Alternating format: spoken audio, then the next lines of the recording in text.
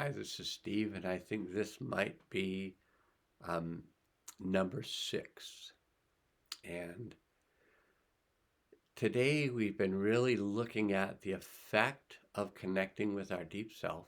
So if you haven't done this in one of the earlier videos, you haven't watched the earlier videos, then you can do it now. You can say, I connect to my deep self. And you can say, I choose to have this healing field that was set up. I choose to connect to the healing field that was set up, and I choose to have all my experience be for my highest good. So when you state out loud, I connect to my deep self, it takes you to an experience at the core of yourself. It brings you to a place of peace and calm and compassion and curiosity. And you begin to experience those things from your deep self.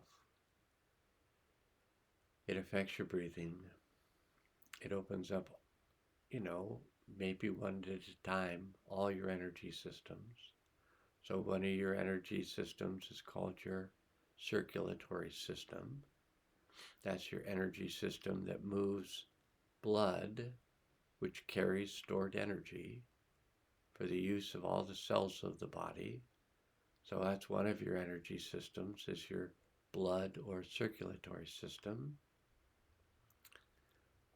Your respiratory system is another one of your energy systems. Your respiratory system, or your lungs, brings oxygen in to the lungs.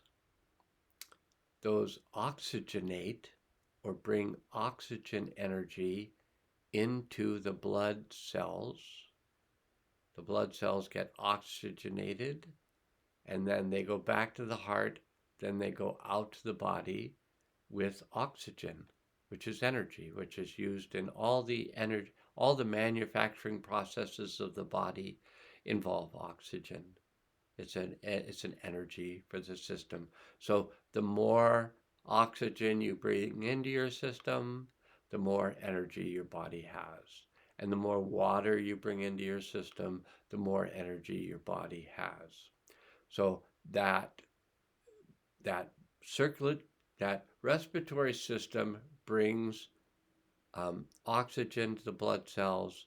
It also removes, I think it's CO2, carbon dioxide, which is a byproduct of metabolism. The body takes in oxygen, it gives off CO2. The CO2 goes back to the heart, back to the lungs.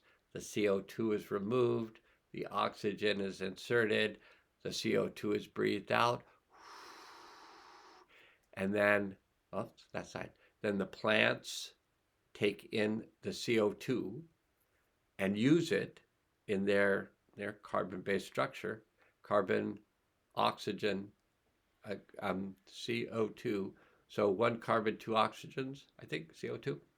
And then the plant feeds on that. And then the plant does this conversion thing, and then it gives off oxygen, which then we breathe in, and we are activated by oxygen. Plants are activated by carbon dioxide.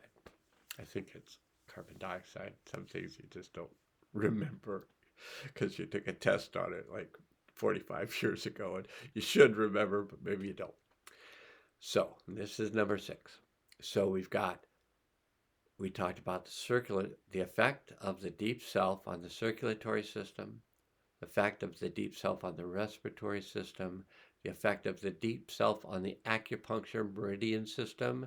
So it's another energy system where energy travels through our acupuncture meridians and charges things. Energy, chi, life force travels through the body. So that's the acupuncture meridian system, energy flowing to the body. You've got the lymphatic system, which it collects trash from the body and eliminates it through the lungs, through the skin, through the bowels, through the kidneys, bladder, these are systems of eliminations. They're all energy systems. They're all keeping the body balanced and functional.